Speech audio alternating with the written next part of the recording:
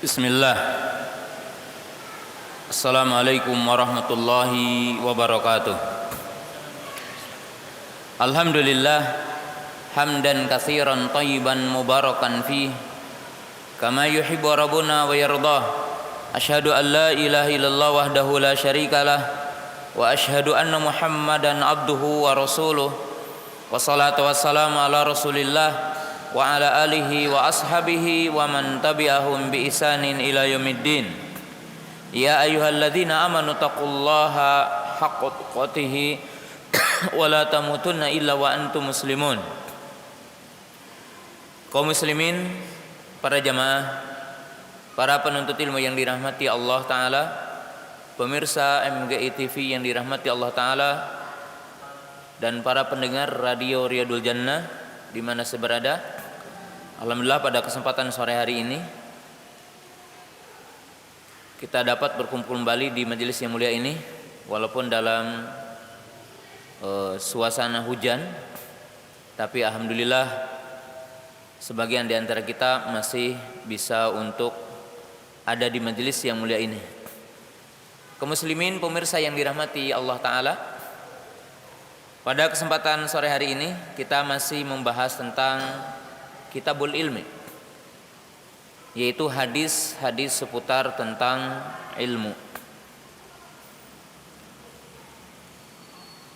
Kita akan masuk ke bab yang ke-18, hadis nomor 76.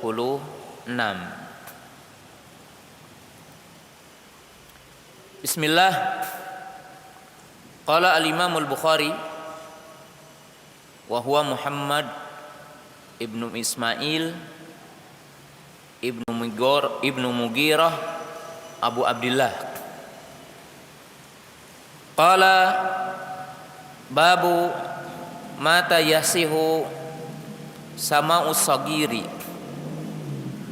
Qala al-Imam al-Bukhari rahimahullahu taala haddatsana Ismail ibnu Abi Uwais qala haddatsani Malik an Ibnu Syihab an Ubaidillah ibnu Abdullah ibnu Utbah an Abdullah ibni Abbasin radhiyallahu ta'ala anhuma qala aqbaltu raqiban ala himarin atanin wa ana yawma idin qad nahaztu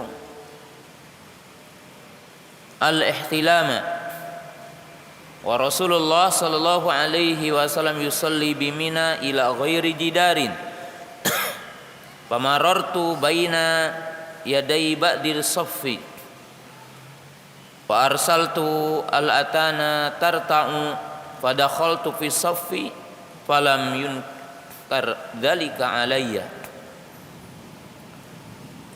Faqala al-Imam al-Bukhari rahimahullahu taala haddatsani Muhammad ibnu Yusuf qala hadatsana Abu Mushhir qala hadatsani Muhammad ibnu Harb hadatsani Az-Zubaydi an Zuhri an Mahmud ibnu Rabi qala aqaltu minan Nabi sallallahu alaihi wasallam majjatan majjaha fi wajhi wa ana ibnu khamsi sinina min dalwin. Bab yang ke-18 adalah menjelaskan tentang qawaid, kaidah dalam ilmu mustalah hadis. Jadi kaidah dalam ilmu mustalah hadis, tapi ini juga umum tentang ilmu, yaitu dalam ilmu mustalah hadis dan secara umum ilmu ada yang dinamakan at-tahammul wal ada. Jadi at-tahammul wal ada, al-akhdhu wal ada. Jadi jamaah yang dirahmati Allah taala, para penuntut ilmu yang dirahmati Allah taala, para pencari ilmu atau para pencari hadis itu kan mencari ilmu, mencari hadis. Jadi sejak kapan orang itu dianggap sah mengambil ilmu? Jadi kalau diriwayatkan kepada orang diakui bahwa pengambilan ilmunya udah sah gitu. Maka dalam ilmu mustalah hadis ada yang dinamakan tahammul atau yang dinamakan dengan ahdu hamlu, mengambil. Ada yang dinamakan ada artinya menunaikan ilmu, menyampaikan. Maka di sini berbicara tentang umur kapankah seseorang itu dianggap sah pengambilan ilmunya. Jadi sejak umur berapakah dipercaya periwayatan rawinya? Karena seseorang mengambil dari guru.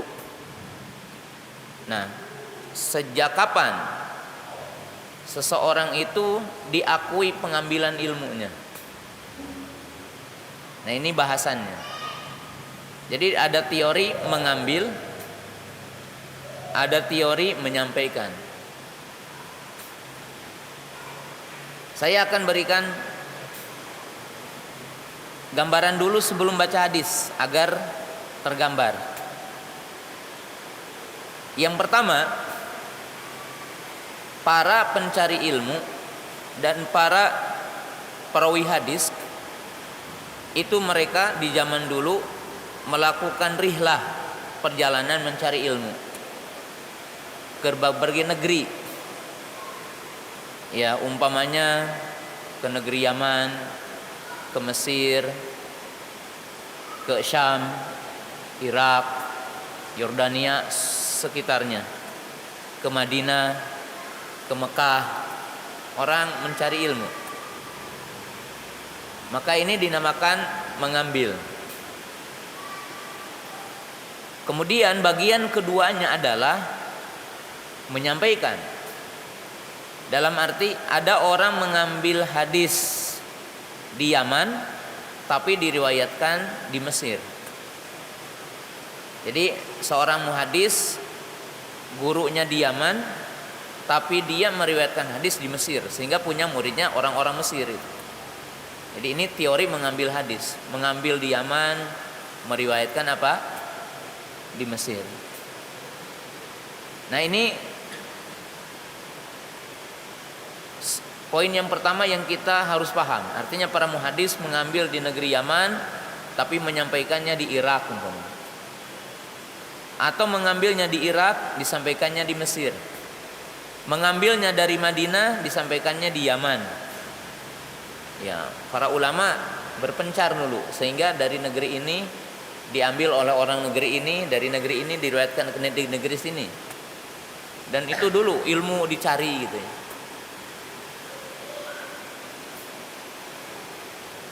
Yang kedua, ditinjau dari sisi umur.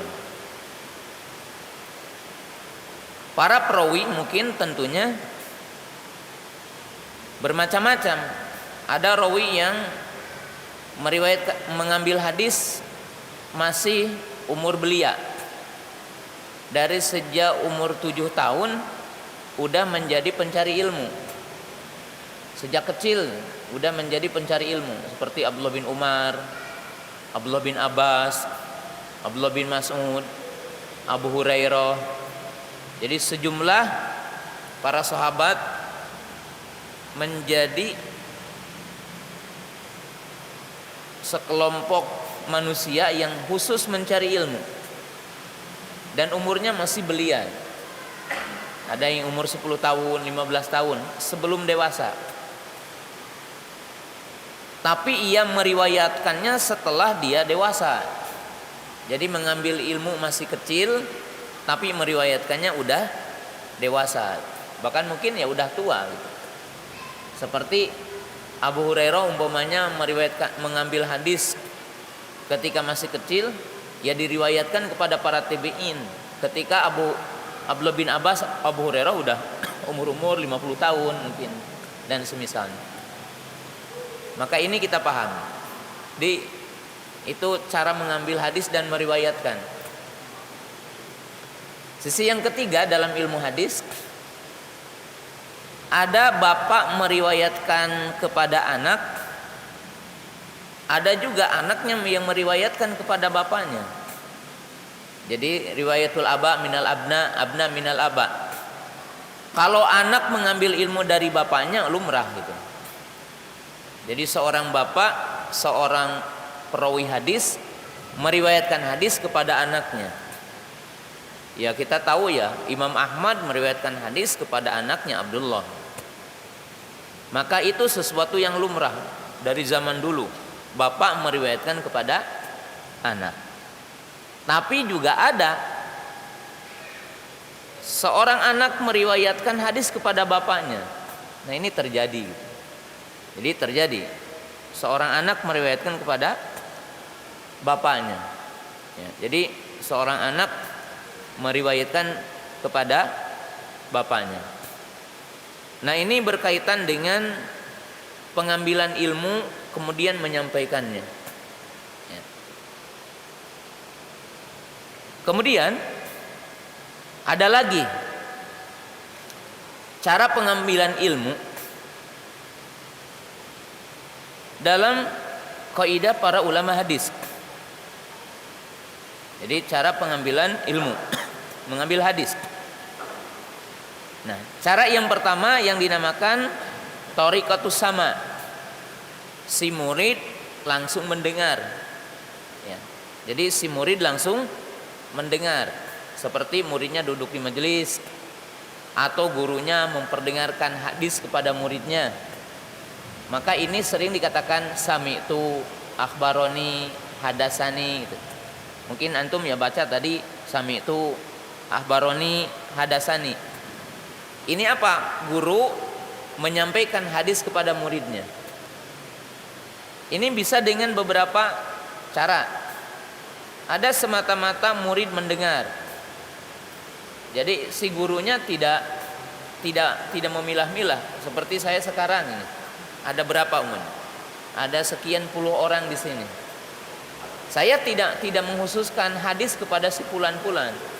Pokoknya yang hadir di majelis Masjid Aisyah yang mendengarkan ceramah saya atau mendengarkan hadis-hadis yang saya bacakan, maka orang-orang mendengarnya dan mengambil hadis dari saya. Maka ini dinamakan apa? Sami itu tadi. Kalau pakai redaksi hadasani, berarti saya secara khusus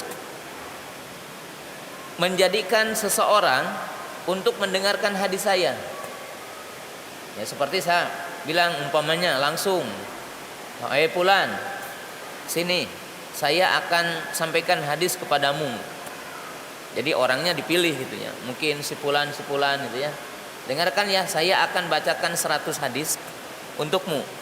Ada yang langsung bisa hafal, ada yang ditulis gitu ya. Tergantung IQ kemampuannya. Maka biasanya menggunakan hadasani atau akhbaroni. Jadi ini pengambilan hadis, ilmu sah gitu. Yang kedua, ada dengan cara umpamanya ijazah. Ijazah itu seperti orang mengatakan, aku izinkan kamu untuk meriwayatkan kitabku ini. Saya punya kitab umpamanya kumpulan hadis, ada 1000 hadis. Namanya umpamanya Musnad Abu Qatadah umpamanya gitu. Katakanlah seperti itu. Saya bilang kepada ada murid, ada fulan, saya izinkan kepadamu, saya ijazahkan kepadamu agar engkau meriwayatkan hadis-hadisku ini. Jadi udah dipersilahkan kepada dia untuk menyampaikan kitabnya. Nah ini pengambilan ilmu. Pengambilan apa? Pengambilan ilmu. Nah agar terbayang. Nah dalam bab ini dikatakan kapan anak kecil sah mendengar ilmu dan sah riwayatnya diterima. Artinya kalau dia meriwayatkan hadis kepada kita, umur berapa? Ya, umur berapa? Atau kapan? Nah, Maka Imam Bukhari mengeluarkan dua hadis. Satu yaitu hadis Abdullah bin Abbas radhiyallahu taala anhuma, dan yang kedua adalah hadis Mahmud ibnu Rabi. Jadi hadis Mahmud ibnu Rabi di sini. Nah, kita perhatikan hadisnya, dan hadis ini tentunya ada beberapa pelajaran yang kita bisa ambil. Imam Bukhari meriwayatkan dari Ismail ibnu Abi Uwais dari gurunya Imam Malik, yaitu Malik ibnu Anas, ada Ibnu Syihab, yaitu Imam Zuhri yang dikenal dengan Muhammad ibnu Muslim. Jadi Ibnu Syihab dikenal juga dengan Imam Zuhri, dan nama aslinya adalah Muhammad ibnu Muslim. An Ubaidillah ibni Abdullah ibni Utbah, dari Abdullah bin Abbas, semoga Allah meridhoi kepada keduanya, artinya bapaknya dan Abdullah Muslim, sahabat. Qala, beliau berkata, Aqbaltu raqiban ala himarin. Beliau datang dengan menunggangi seekor keledai betina. Jadi beliau datang dengan mengendarai seekor keledai betina.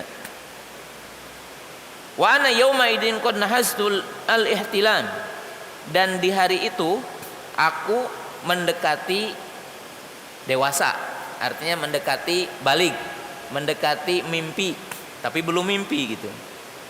Dan di sini menunjukkan bahwa mimpi salah satu ciri balik. Nanti kita jelaskan. Dan aku di saat itu masih belum dewasa. Nah, itu terjemahan yang mudahnya. Biar paham, artinya belum dewasa. Mendekati waktu untuk mimpi atau mendekati waktu untuk dewasa, tapi belum dewasa. Wa Rasulullah sallallahu alaihi wasallam yusolli bimina, dan Rasulullah SAW salat di Mina ila ghairi jidarin, dengan tanpa menghadap ke dinding. Artinya salat tidak menghadap ke dinding, seolah-olah tidak ada sutrohnya gitu. Pamarartu baina yaday saffi, baina yaday ba'di saffi, maka aku berjalan di antara sop-sop. Artinya ini sop salat, maka Abdullah bin Abbas salat di antara sop, di antara barisan. Wa arsaltu atana tarta'u, dan aku melepas keledaiku untuk berjalan mencari makan sendiri. Artinya dilepas aja gitu sih keledainya itu. Pada khaltu fi saffi, lalu aku masuk melewati saf salat. Falam yunkar dzalika alayya, maka tidak ada yang mengingkari, artinya tidak diingkari. Falam yunkar dzalika alayya, maka tidak diingkari apa yang aku perbuat. Jadi tidak diingkari apa yang aku perbuat. Nah, dalam hadis ini banyak pelajaran. Kita akan ambil yang paling pokok dengan judul. Jadi yang paling pokok dengan judul. Jadi judulnya adalah kapan anak kecil riwayatnya bisa diterima atau ilmunya bisa diterima. Jadi kalau anak kecil mengambil ilmu, nah kapan sah pendengarannya itu gitu, untuk kita bisa terima pendengaran dia, kesaksian dia kapan. Kalau ada anak kecil meriwayatkan, kemarin saya dengar Ustadz Abu Qatadah begini-begini, lalu bapak mempercayainya, kapan tuh gitu. Gitu maksudnya ya. Maka para ulama berbeda pendapat batasannya. Ada yang mengatakan 7 tahun, ada yang mengatakan 9 tahun, Ada yang mengatakan 15 tahun. Nah, ditinjau dari sisi ukuran tahun. Jadi ditinjau dari sisi ukuran tahun.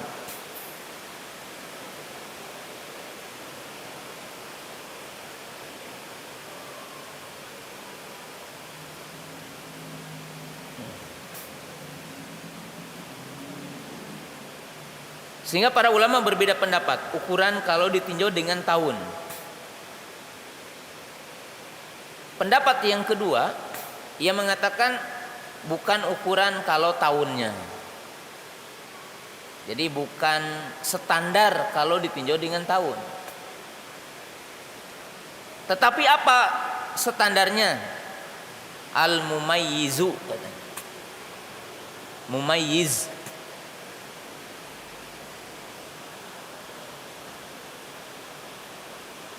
Wahada taban yakhtalifu yani fima bainan nas, fima bainal aulad. Yang kedua ditinjau dari sisi mumayyiz. Mumayyiz itu mampu mengetahui apa yang didengar, bisa meriwayatkan apa yang didengar. Dalam bahasa Sunda mah geus ngarti lah gitu. Udah mengerti, udah bisa mencerna, udah bisa merekam. Nah, maka ini batasannya al-mumayyiz. Bukan ditinjau dari sisi umur.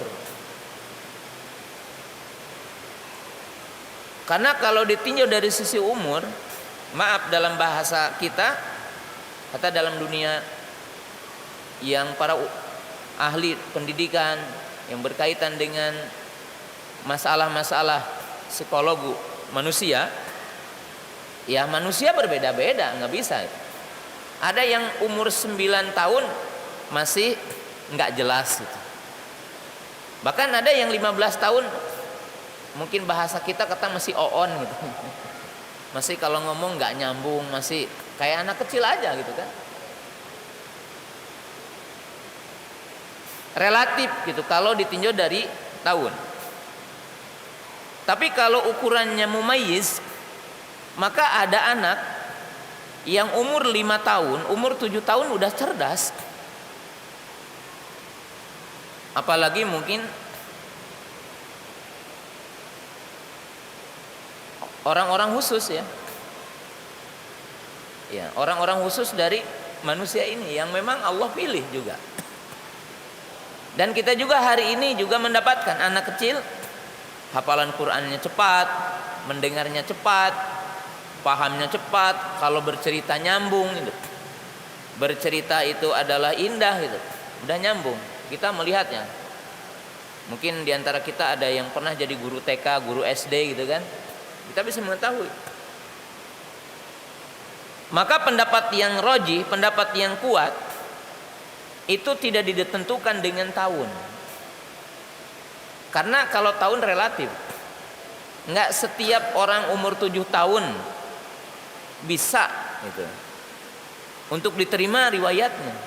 Karena mungkin ada juga orang umur 7 tahun, bahkan umur 9 tahun, bahkan umur 15 tahun ada yang bermasalah di situ. Maka ini bukan standar. Maka jumhur ulama hadis dan jumhur ulama itu mengatakan standarnya adalah mumayyiz. Mumayyiz ini termasuk poin yang pertama dalam bahasa kita sekarang, umpamanya tidak autis gitu ya. Kemudian apalagi dikatakan anak ini apa? Apa biasa? Anak yang melohok gitu aja. Dalam istilah apa? Idiot gitu ya. Bukan itu bahasa ini, tapi kita katakan supaya paham aja gitu. Tidak idiot. Atau mungkin lebih rendah lagi dari situ. Ya bahasa kita orang Indonesia oon itu kurang nyambung lah gitu. Ya, kemudian ini umur 10 tahun, umur 12 tahun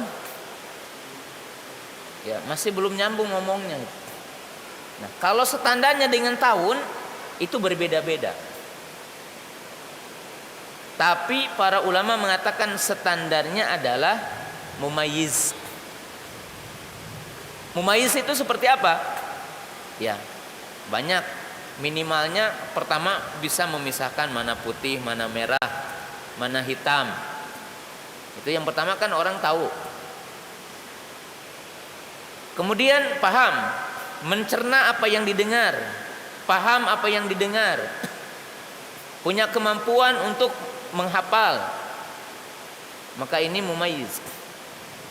Dan orang berbeda-beda. Ya. Seperti manusia-manusia pilihan di zaman Nabi SAW, Abdullah bin Abbas, Abdullah bin Umar, Abu Hurairah, ya, Abdullah bin Mas'ud dan yang lainnya. Atau seperti para ulama, Imam Syafi'i yang 7 tahun udah hafal Quran, sebelum balik udah hafal kitab Al-Muwatta. Nah, ini kan manusia-manusia khusus itu ya. Ya. Yang sejak kecil udah dianggap ulama. Nah, jadi yang sejak kecil dianggap ulama. Nah, kaum muslimin jamaah yang dirahmati Allah Ta'ala. Jadi pendapat yang paling benar, ukuran seseorang sah pendengarannya dan sah pengambilan ilmu untuk diriwayatkan kepada orang adalah mumayyiz. Bukan ditinjau dengan apa? Sisi batasan umur, karena itu sulit dan relatif. Dalilnya mana? Yaitu Imam Bukhari berdalil dengan kisah ini, bahwa Abdullah bin Abbas radhiyallahu taala anhuma mengkisahkan satu kejadian tentang sejumlah hukum di sini. Nanti akan dijelaskan, tapi saya akan jelaskan sekilas dulu sejumlah hukum di sini. Pertama, dalam hadis ini menjelaskan tentang hukum sutroh dalam sholat. Apa itu sutroh? Nanti kita jelaskan juga. Yaitu penghalang untuk orang yang sholat. Kedua, hukum berjalan lewat di antara shaf bagi orang yang sedang sholat. Artinya ketika kita ingin masuk ke masjid udah penuh, terpaksa harus lewat barisan. Apa hukumnya? Nah, ini yang kedua. Jadi di sini ada hukum. Ketiga, hukum menunggangi keledai. Apa hukumnya? Ini termasuk dalam hadis ini. Keempat, hukum masbuk dalam sholat. Bagaimana orang yang masbuk dalam sholat? Nah, setidaknya tadi disebutkan ada 4 hukum dalam hadis ini. Dan Abdullah bin Abbas radhiyallahu taala anhu meriwayatkan kejadian ini tentang sejumlah hukum. Dan para ulama hadis sepakat menerima hadisnya. Jadi para ulama sepakat menerima apa? Hadisnya. Jadi menerima hadisnya.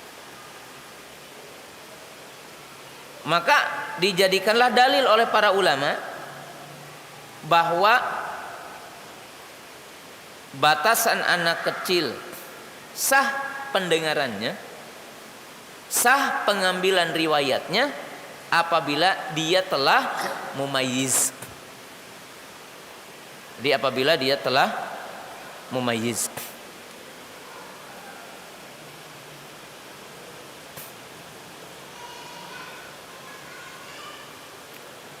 Jika para ibu, para bapak dan pemirsa udah paham hadis ini dengan dalil tadi, maka cukup untuk memahami judul dengan hadis. Artinya berarti kita udah paham lah gitu. Selesai permasalahan. Tapi dalam hadis ini banyak pelajaran yang wajib kita pahami selain hukum yang tadi.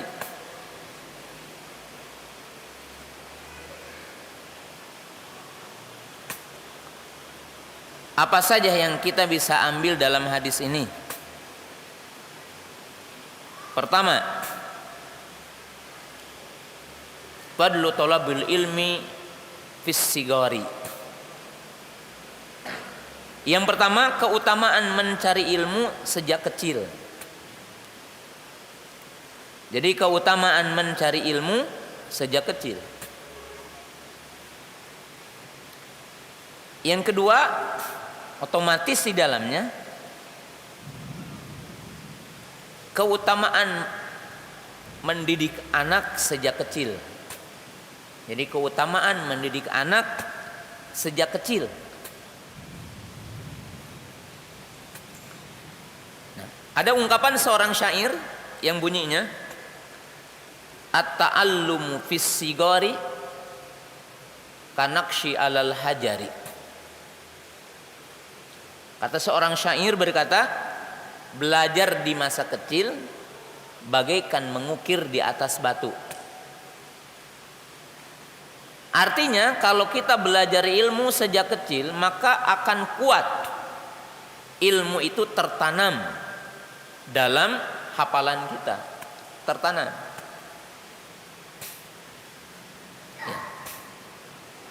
Ilmu mungkin kita bagi kepada dua. Ada ilmu yang dikatakan oleh kita dalam bahasa ilmu hafalan. Tahu sesuatu, hafal.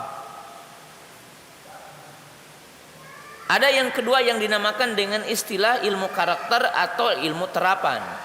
Ilmu yang menjadi karakter dalam hidup kita. Jadi udah melekat menjadi karakter kita. Nah, mengajarkan ilmu kepada anak ataupun belajar di masa kecil, baik dalam kategori pertama itu sangat kuat sekali. Kalau kita belajar hafal Quran, hafal hadis, hafal ilmu sejak kecil. Kenapa? Karena memorinya kuat bagi anak kecil itu, bersih, ya, jiwanya bersih, hatinya bersih, ya. Sehingga oleh para ulama dikatakan bagaikan mengukir di atas batu. Yang kedua, kalau mengajarkan anak sejak kecil makan dengan tangan kanan, minum dengan tangan kanan, makan dengan bismillah, adab makan sehari-hari, gimana kalau makan dengan orang tua, bagaimana makan kalau dengan yang lebih besar. Ya, sampai diajari akhlak-akhlak, umpamanya jangan nyelonong gitu. Dalam bahasa Sunda, orang tua belum mengambil, ia udah ngarongkong gitu. Maka dipegang mungkin nanti yang tua dulu. Terbetik dalam hati itu. Diajarin bismillah, diajarin makan dengan tangan kanan. Masuk ke rumah diucapkan salam. Itu tertanam sampai besar. Sehingga ada celotehan orang tua ataupun ahli pendidikan. Coba kita lihat, kenapa para ibu, para bapak sampai tua kalau ke toilet itu izin, maaf mau ke belakang, padahal nggak perlu itu. Tapi kenapa? Karena orang tua udah bilang sejak kecil, kamu kalau mau ke WC bilang dulu sama ibu gitu. Jadi kita ngajarin anak kecil kan, kalau mau ke toilet suruh bilang gitu. Kalau mau ke toilet bilang dulu sama ibu ya. Itu sampai tua. Bahkan kita lagi ngobrol, padahal ke belakang aja gitu. Tapi tetap, akhi, maaf ya saya ke belakang dulu gitu. Nah, itu namanya belajar sejak kecil. Dan sejumlah para sahabat diperhatikan oleh Nabi SAW, diajari sejak kecil. Anas bin Malik radhiyallahu ta'ala anhu. Maka para ibu, para bapak yang saya hormati, nah ini tugas kita mendidik anak dari sisi pengetahuannya, tahu sesuatu sejak kecil gitu. Tapi jangan itu saja, ajarkan berupa karakter akhlak keseharian, melekat dalam hidupnya. Banyak orang tua yang hari ini ditelantarkan sama anaknya. Nah ini catat, banyak orang tua yang ditelantarkan oleh anaknya.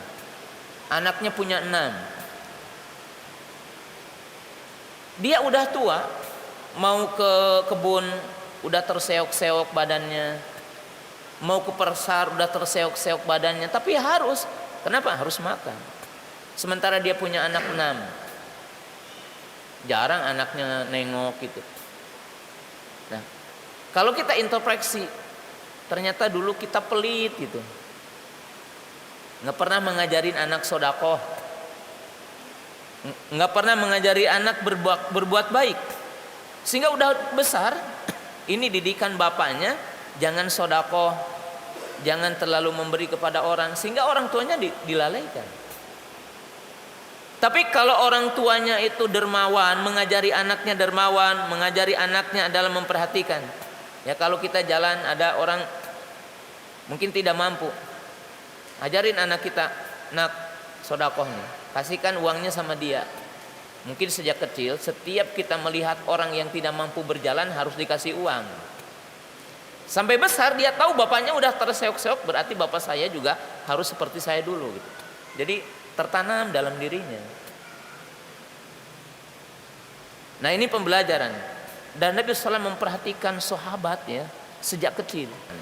Begitu indah. Ya. Kemudian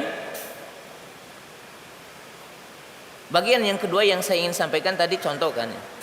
Kenapa mengajari anak kecil? Ya. Apa yang saya sampaikan kemarin, ucapan Umar, tafaqqahu qabla an tusawwidu katanya. Belajarlah kalian sebelum kalian dipertuankan. Kalau dalam bahasa Sunda mah belajarlah kalian, diajar samemeh anjeun jadi jalma nu diaden-aden ke orang lain. Kenapa? Udah dijelaskan.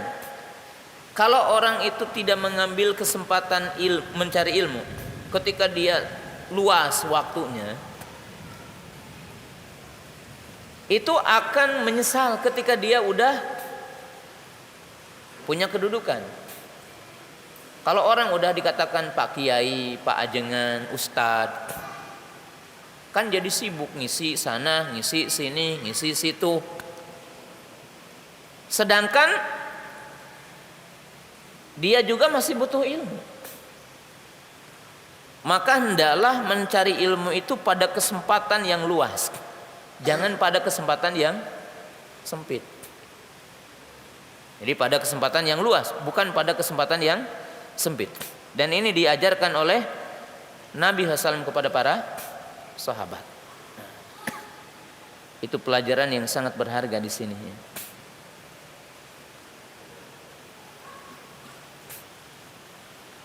Yang ketiga, dalam hadis ini menunjukkan bahwa untuk balik ada alamat balik.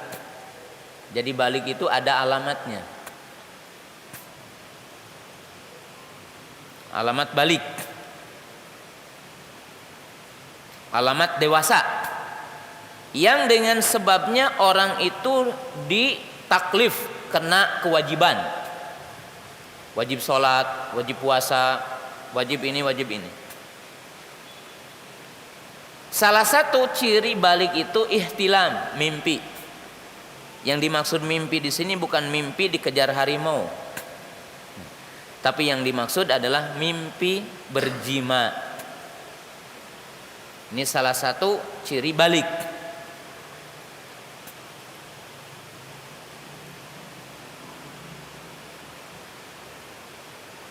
Yang kedua, ciri balik, walaupun bukan bahasan khusus tapi ini sekilas, ketika tumbuh ya bagian-bagian tertentu yang merupakan bagian ciri dewasa, yaitu diantaranya tumbuh bulu di kemaluan. Ini bagian ciri bahwa itu apa? Dewasa. Ya.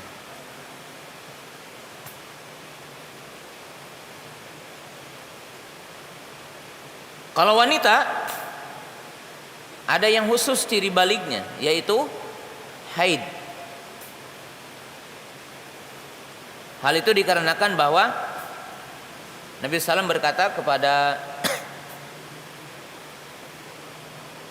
sebagian kaum wanita, artinya tidak boleh memperlihatkan ini dengan ini setelah kamu haid. Ini ciri balik. Ciri balik. Dan jika tidak didapatkan itu semua, maka batasannya adalah umur 15 tahun bagi laki-laki. Jadi umur 15 tahun bagi laki-laki. Hal ini dikisahkan dalam hadis ketika ada sahabat yang ingin berjihad. Yang ingin berjihad, lalu diizinkan setelah berumur berapa? 15 tahun. Nah, ini bukan pelajaran pokok hari ini. Yang jelas hadis ini menjelaskan bahwa bagi balik ada cirinya.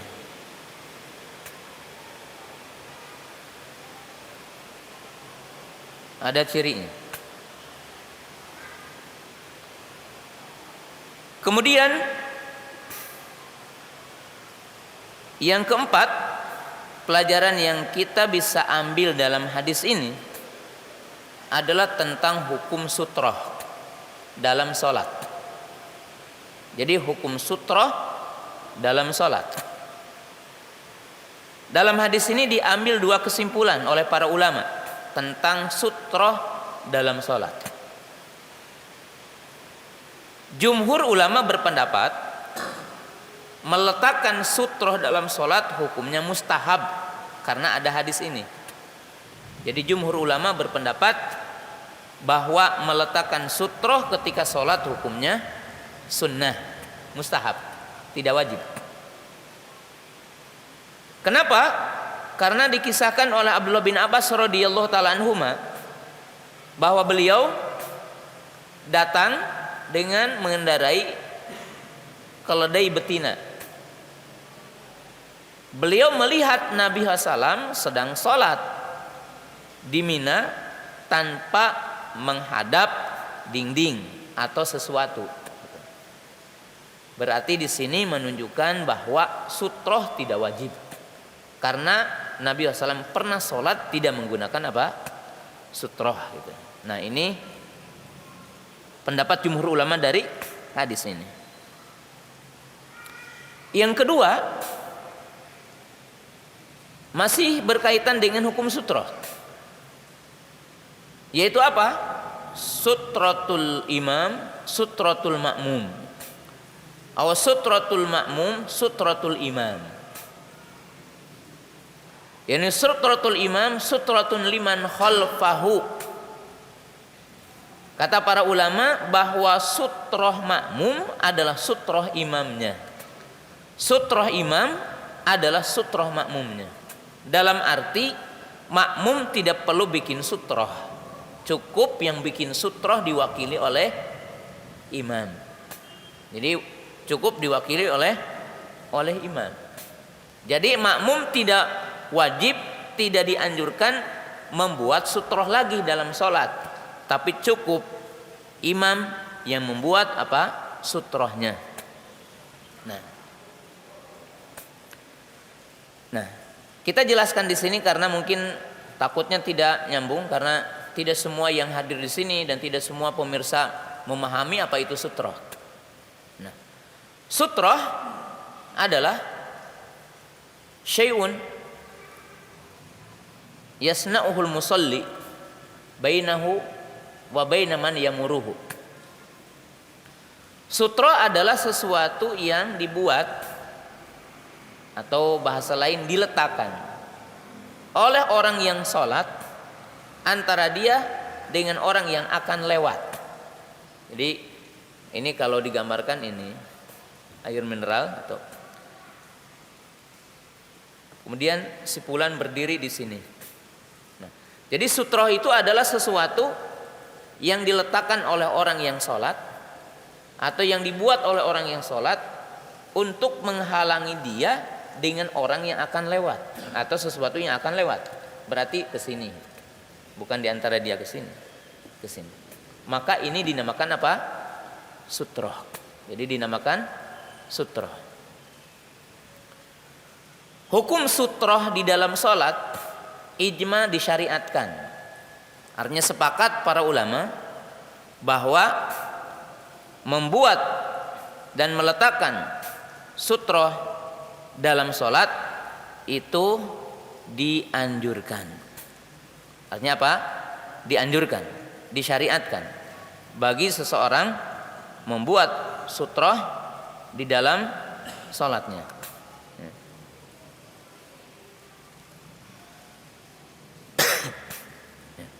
Bahkan jamaah yang dirahmati Allah Ta'ala, hadis-hadis seputar sutroh itu hadis masyhur, bahkan hampir mutawatir.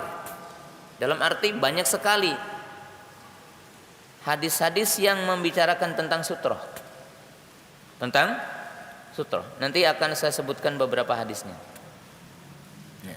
Jadi sepakat para ulama disyariatkan untuk membuat sutroh. Kemudian sutroh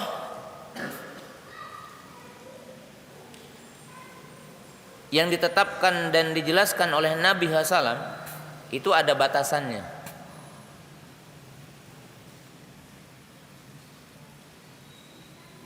Bahwa Nabi SAW ditanya di perang, satu peperangan, Nabi SAW ditanya tentang ukuran sutroh. Faqala mislu mu'akharati rahil, seperti tempat duduk dalam bahasa kitanya apa ya? Kuda, unta, kan ada tempat duduk untuk orang yang menungganginya. Namanya apa? Pelana. Namanya pelana. Jadi tingginya sutroh itu adalah seperti pelana, tempat duduk yang ada di kuda atau di unta. Imam Ibnu Hazm dan para ulama yang lainnya adalah qadra dira, seukuran satu hasta. Ya, satu hasta itu sejengkal. Ya, itu. Satu hasta. Kalau dikalikan hasta segini. Ini ukuran apa? Tingginya. Su'ila Nabi sallallahu alaihi wasallam fi ghazwati Tabuk an sutratil musalli. Nabi SAW ditanya pada perang Tabuk tentang ukuran sutrah. Faqala Nabi SAW mislu mu'akhratu rahal, seperti ukuran pelana. Jadi kalau diukur dengan ini seperti satu hasta itu ukurannya. Ini tingginya. Kemudian ukuran orang itu dengan sutroh. Jadi ukuran kalau kita berdiri dengan sutroh.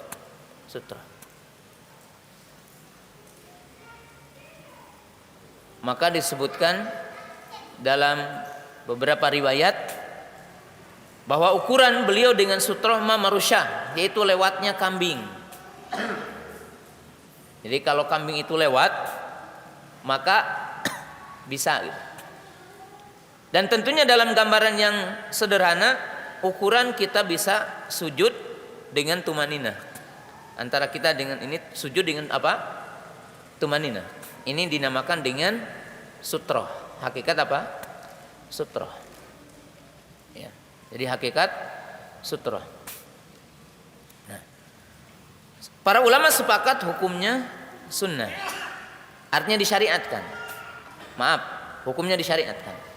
Ada sebagian para ulama yang mengatakan hukumnya wajib.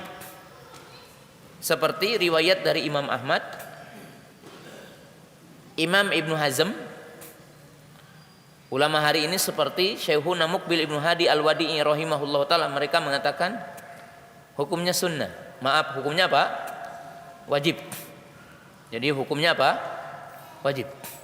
Ya.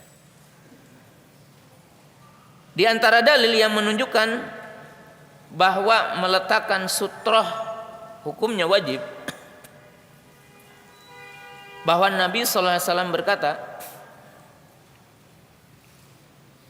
dan menjelaskan tentang sejumlah hadis yang mananya wajib.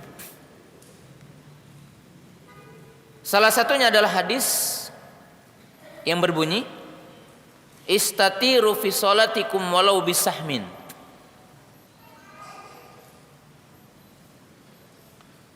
Dalam satu riwayat, idza shala ahadukum falyastatir walau bisahmin. Kata Nabi SAW, apabila sholat salah seorang di antara kamu, maka bersembunyilah walaupun dengan saham. Saham itu apa? Anak panah. Anak panah yang diberdirikan. Dalam riwayat yang lain, Nabi SAW mengatakan istatiru, artinya bersembunyi, ataupun dalam makna yang mudah, halangilah. Dengan apa? Walaupun hanya dengan anak panah. Kemudian yang kedua, hadis-hadis yang Nabi SAW itu selalu sholat dengan menggunakan sutroh. Lalu Nabi SAW mengatakan, sallu kama ra'aitumuni usolli. Salatlah kamu sebagaimana kalian melihat aku salat. Ya. Jadi sejumlah hadis yang menyebutkan bahwa Nabi SAW itu salat selalu memakai apa? Sutroh. Jadi salat selalu memakai sutroh. Maka ini sejumlah hadis yang menunjukkan wajib. Nah, jumhur ulama mengatakan mustahab. Dalilnya mana? Yaitu hadis yang tadi. Itu hadis Abdullah bin Abbas ini. Bahwa dikisahkan oleh Abdullah bin Abbas radhiyallahu taala anhuma, Nabi sallallahu alaihi wasallam salat di Mina dengan tanpa menggunakan apa? Tanpa ke jidar, tanpa ke tembok. Jadi tidak menghadap ke tembok. Nah, maka berarti tidak wajib, karena Nabi SAW pernah sholat seolah-olah tidak menghadap apa? Tembok. Nah, tetapi pendapat yang pertama berdalil juga dengan Abdullah bin Abbas ini, tapi mereka memahaminya dengan sisi lain, sehingga mereka tetap mengatakan wajib. Bagaimana mereka mengatakan? Pertama, kata-kata ila ghairi jidarin, jadi disebutkan tanpa menghadap kepada jidar. Jidar ini kan diartikannya tembok atau apa saja. Maka kata pendapat yang kedua ini yang mengatakan wajib, hadis ini tidak menafikan bahwa Nabi SAW tidak menggunakan alat lain itu untuk sholatnya di saat itu. Maka tidak bisa diartikan Nabi SAW tidak memakai sutroh gitu. Sehingga mereka berpendapat tetap hukumnya apa? Wajib. Jadi hukumnya apa? Wajib. Nah, mana yang lebih rajih? Yang rajih wallahu ta'ala alam dalam masalah ini, kita ambil bahwa kita tidak boleh melalaikan sunnah ini gitu. Kenapa? saya akan ungkapkan beberapa poin. Jadi kenapa kita tidak boleh melalaikan sutroh? Melalaikan sutroh. Pertama, bahwa Nabi SAW selalu menggunakan sutroh. Seperti diriwayatkan ketika Nabi Shallallahu Alaihi Wasallam sholat Id, sholat Idul Fitri, sholat Idul Adha, para sahabat seperti dikisahkan Bilal bin Rabah dan para sahabat yang lainnya sengaja membawa sutroh untuk disediakan bagi Nabi Shallallahu Alaihi Wasallam. Jadi disediakan bagi Nabi SAW sutroh. Ketika apa? Ketika sholat Idul Fitri dan sholat apa? Idul Adha. Jadi sengaja dibawakan khusus ya, oleh para sahabat. Yang kedua, Nabi SAW di banyak tempat melakukan itu. Seperti dalam hadis Abdullah bin Umar yang bunyinya anna Nabi sallallahu alaihi wasallam kana turkazulahu hirbah fayusalli ilaiha. Keadaan Nabi sallam ditancapkan baginya hirbah, tongkat. Hirbah itu tongkat yang ada dua cagak gitu. Tongkat yang ada dua cagak. Lalu diletakkan, lalu beliau sholat menghadapnya. Jadi di berbagai momen beliau menggunakan sutrohnya. Ini yang kedua. Yang ketiga, bahwa para sahabat Nabi SAW di saat itu diriwayatkan jika mereka itu sholat sunnah ba'diyah, maka mereka bersegera mencari tiang-tiang di Masjid Nabawi waktu itu. Jadi kalau mereka sholat di Masjid Nabawi, kemudian setelah berwirid, setelah berzikir, maka mereka bersegera pada mencari tiang-tiang di masjid itu. Menunjukkan bahwa para sahabat itu sangat memperhatikan sutroh dan tidak melalaikannya. Jadi tidak menganggap sepele lah itu. Dan mereka menjadikan bagian yang dianggap penting dalam sunnah sholat. Dalam sunnah sholat. Jadi dalam sunnah sholat. Jadi kaum muslimin pemirsa yang dirahmati Allah Ta'ala ya, dari apa yang tadi saya jelaskan karena bukan pokok pembahasan kita di sini ya, kita mengisyaratkan saja. Kesimpulannya bahwa kita tidak boleh menyepelekan. Ya kalau antum ingin sholat tahiyatul masjid ya mendekatlah ke dinding, mendekatlah ke tiang ya. Atau bawa apa? Bawa tas, jadikanlah tas itu sebagai apa? Sutroh. Karena Nabi SAW, para sahabat, para ulama sangat memperhatikan tentang apa? Sutroh tersebut. Jadi tentang sutroh tersebut. Nah ini hal yang harus kita perhatikan. Nah kita belum seluas mungkin bahas ini. Kita masih membahas tentang hadis ini. Ya. Jadi kesimpulan dari hadis ini. Ya. Kemudian yang selanjutnya dari hadis ini bahwa sutroh makmum adalah sutroh imamnya. Jadi sutroh makmum adalah sutroh imamnya. Dalam arti bahwa makmum tidak perlu bikin sutroh lagi. Ia telah terwakili oleh imam bikin sutrohnya. Jadi bikin sutrohnya. Maka makmum tidak perlu bikin sutroh. Tidak perlu bikin sutroh. Nah, kemudian dalam hadis ini hukum asal melewati antara sutroh dengan orang yang sholat hukumnya apa? Tidak boleh. Jadi kita tahu dalam hadis ya nanti juga akan datang ini sutroh, ini orang yang sholat maka dilarang seseorang untuk lewat. Sehingga disebutkan dalam hadis kalaulah orang tahu tentang dosa melewat di antara orang yang melewat di depan orang yang sedang sholat di antara sutroh, maka lebih baik bagi dia untuk berdiam 40 katanya. Lebih baik katanya 40 tahun berdiri, tapi tidak boleh sengaja tentunya. Karena akan mengganggu orang yang sedang khusyuk apa? Salat. Ya. Bagaimana? Umpamanya kita batal. Ya tidak ada lagi jalan kecuali harus ke pintu itu umpamanya. Dan kita harus lewat apa? Shop. Tidak mengapa. Jadi tidak mengapa. Nah, tapi jamaah yang dirahmati Allah Ta'ala, bukan berarti kita dengan semena-mena melewat itu. Di antara shop itu ketika dibutuhkan, ketika ada kebutuhan.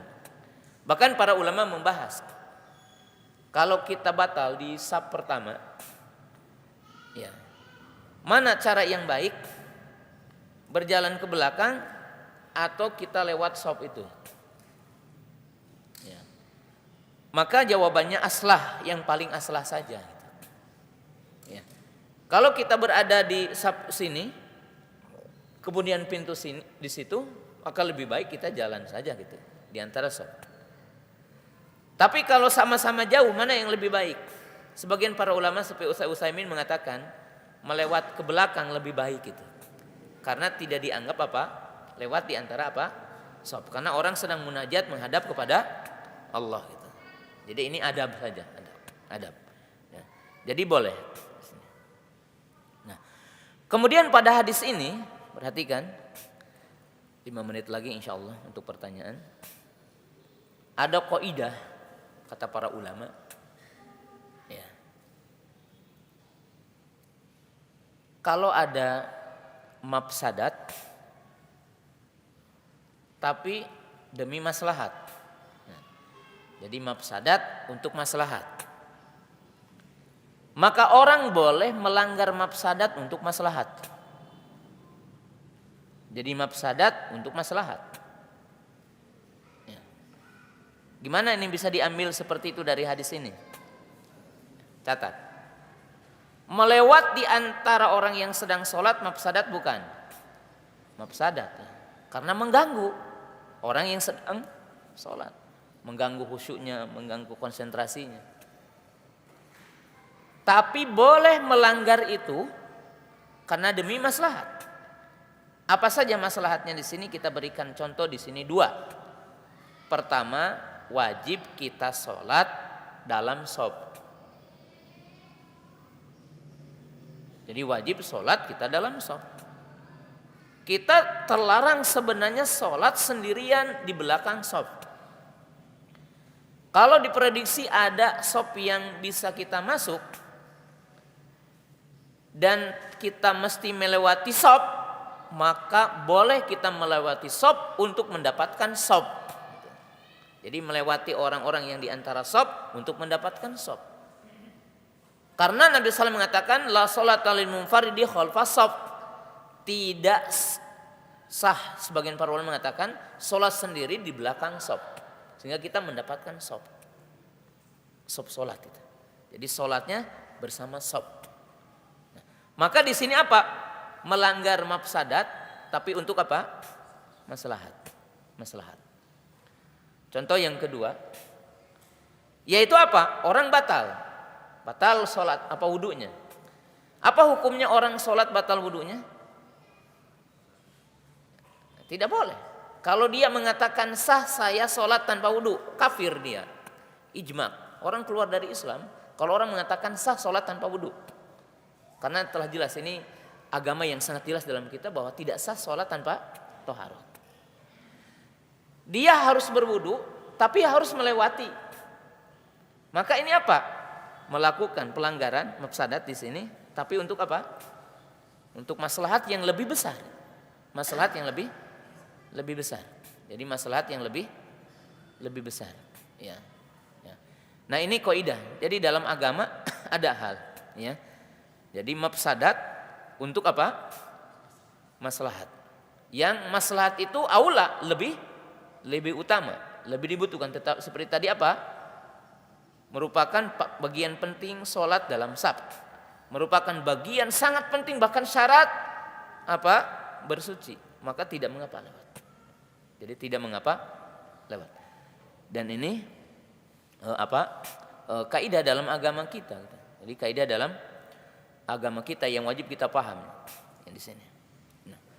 Kemudian kaum muslimin, pemirsa yang dirahmati Allah Ta'ala, ya, yang terakhir, ya, dalam hadis ini, ya, yang gampang tapi ada yang sulit harus saya jelaskan. Pertama tadi boleh kita menunggangi apa? Keledai. Jadi keledai termasuk binatang yang bisa ditunggangi. Kalau kita mengatakan badannya kecil boleh enggak? Termasuk zalim enggak? Menunggangi apa? Keledai? Enggak. Karena Nabi SAW mengizinkan para sahabat menunggangi apa? Keledai. Kemudian, ya, termasuk di situ adalah tidak mengapa kita melepas binatang kita apabila tidak memadorotkan. Apabila tidak memadorotkan. Nah, yang terakhir, para ulama menjelaskan di sini bahwa orang yang datang sebagai masbuk, maka hendaklah dia sholat mengikuti gerakan imam. Yaitu dalam hadis fama adroktum fasollu wa ma fatakum fa'atimmu. Jadi artinya orang yang masbuk, orang yang datang belakangan dan mendapatkan imam sedang sholat, maka hendaklah kita melakukan apa yang sedang dilakukan oleh imam. Jadi kalau imam sedang sujud, jangan kita nanti apa? Kita tunggu saja imam udah berdiri, jangan. Pama adroktum fasollu, apa yang kamu dapatkan sholat. Jadi apa yang kamu dapatkan sholat. Ya. Terakhir ya, karena ini penting. Kalau kita mendapatkan imam sedang ruku dan kita mendapatkan imam sedang sujud, maka pertama wajib kita untuk takbiratul ihram dulu. Jadi wajib kita Allahu Akbar. Takbirnya niatnya takbir apa? Takbiratul ihram. Bukan niat takbir untuk ruku dan bukan niat takbir untuk apa? Sujud. Karena pembuka sholat apa? Takbiratul ihram. Takbiratul ihram adalah rukun di antara rukun sholat. Pertanyaan yang kedua, apakah dia wajib untuk bertakbir pada gerakan yang dia inginkan untuk ruku dan untuk sujud? Atau dia cukup takbiratul ihram? Maka wallahu ta'ala alam, yang benar tidak perlu untuk takbir perpindahan, karena bukan takbir perpindahan. Dia dari berdiri untuk sujud atau untuk ruku. Maka ikutilah ruku ataupun ikuti sujud tanpa harus menggunakan takbir. Karena bukan takbir perpindahan bagi dia gitu. Bagi si masbuk ini. Tapi takbiratul ihram hukumnya apa? Rukun sholat. Maka wajib bagi dia untuk takbiratul ihram dan dia meniatkan takbirnya untuk apa? Takbiratul ihram. Sampai di sini barangkali kajian di sore yang berbahagia ini, dan kita insyaallah akan ketemu lagi di Senin depan insyaallah. Subhanakallahumma bihamdika asyhadu an la ilaha illa anta astaghfiruka wa atubu ilaik. Assalamualaikum warahmatullahi wabarakatuh.